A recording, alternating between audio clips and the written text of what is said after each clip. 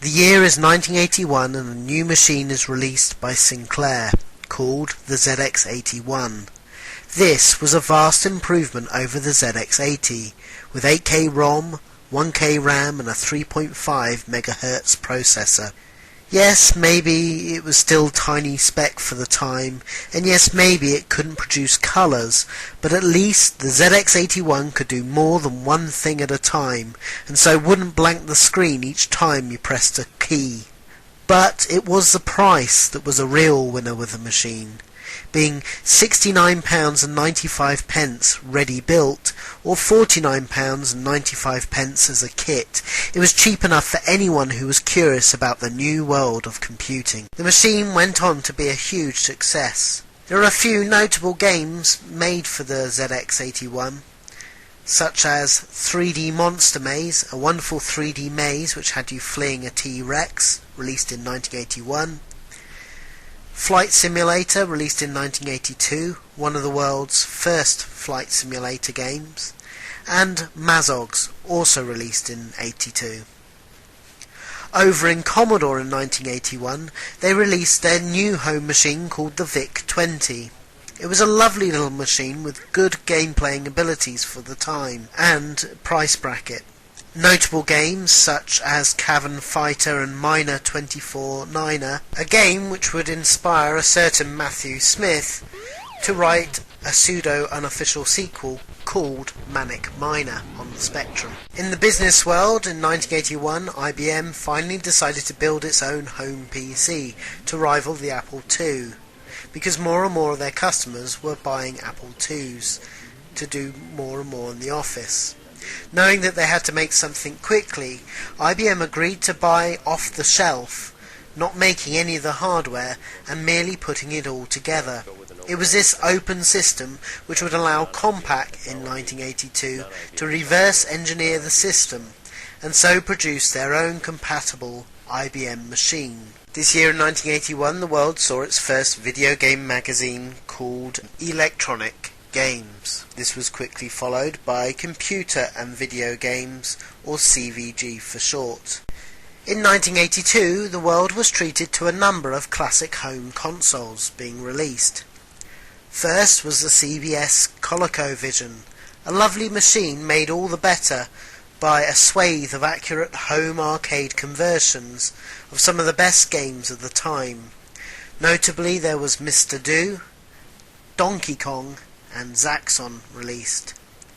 This was then followed by the wonderfully quirky Entex AdventureVision, which took the design of tabletop video game machines of the time, but allowed you to play one of 4 games released for the system. These were Defender, Space Force, Super Cobra and Turtles. But the big home console release for 1982 was a fantastic Vectrix by Milton Bradley. This game console came with a vector screen that allowed you to play vector games. Although only lasting 18 months from launch to its demise due to the video game crash in 1984, and being a little too much of a quirky gadget for the £149.99 asking price, it still holds a special place in people's hearts that have played the machine. Notable games is Armour Attack, a great little shooter, Spike, a wonderful 3D looking platform game where you got to play a hedgehog and his name wasn't Sonic, and Cosmic Chasm, an inventive arcade adventure game. Also in 1982 Atari came out with its follow-up system to the Atari 2600 called the Atari 5200 Super System. Actually, designs for the new Atari VCS console have been kicking around in Atari since 1979, but Ray Kassar, who saw the home computer as a future, didn't pursue it.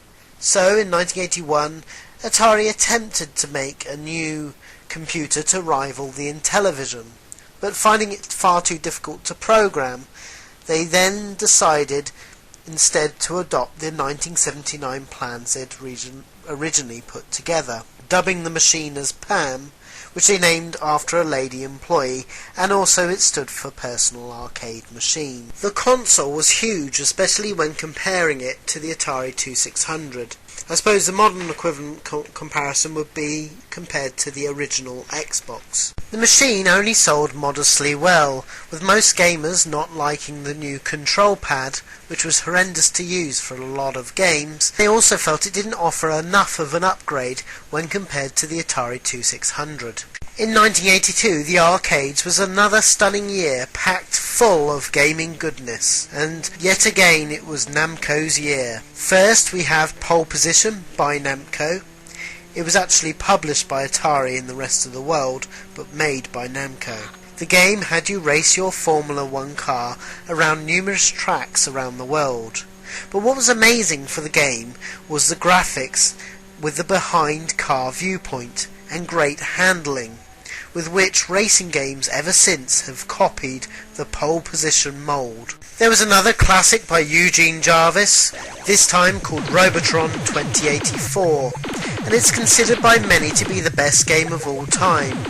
It had you frantically running around shooting all the robots and rescuing all the humans. This was one of the first arcade games to have two joysticks, with one controlling the player's movement and the other to select the gun's direction. This year in '82, Pac-Man had its first sequel, called Miss Pac-Man. It was actually a hack or modification of the original Pac-Man game, called Crazy Otto, from General Computer Corporation, and it offered Pac with new mazes. It was so good that the hackers offered it to Midway to license officially, and it went on to mass acclaim. Also released in '82 was a wonderfully novel game called Jaus by John Newcomer at Williams. This original game had knights riding large ostriches, and the purpose of the game was to knock each other off your foul steed. Another shooter released in 1982 was Zaxxon by Sega. This game was a shooter but on the interesting isometric viewpoint, and had tight gameplay and lovely visuals. This year would also see Xevious released by Namco, one of the earliest vertical shoot-em-ups. It would be packed with ideas and would set the standards for vertical blasters to follow. This year also brought Dig Dug, also by Namco, which was a wonderfully bright and visually stunning platform game that had you digging your way around the level and inflating and hopping the enemies. Then we have the often overlooked Mr. Do by Universal. Bubbles by Williams had you floating around the sink collecting grease and food and ants whilst avoiding the razor blades and the scrub boards. Data East had two classic games out this year. There was Bump and Jump, a great overhead racer, and Burger Time, which had you running over your burgers whilst avoiding the dodgy bad food. Taito released Frontline, a great run and gun, one of the earliest of this type of game. Sega released Pengo, a platform puzzler where you had to push ice blocks to survive. Williams also released Sinister, which is quite a bizarre but entertaining blaster. Data East released Pro Tennis, which was one of the first modern tennis style games. And Tutankhamun by Konami, another novel platform game. Finally, there was Sub-Rock 3D by Sega. Not a particularly good game, but it's notable perhaps for being in 3D. Before setting the world alight at Capcom with such games as 1942, Street Fighter II, Final Fight and the Resident Evil games, Yoshiki Otomoto at Konami created Time Pilot, a great innovative shooter that would set the rules for most shooters ever since. In the home market in 1982, some classic games were being released for the Atari VCS. First of all, we have Pitfall by David Crane at Activision.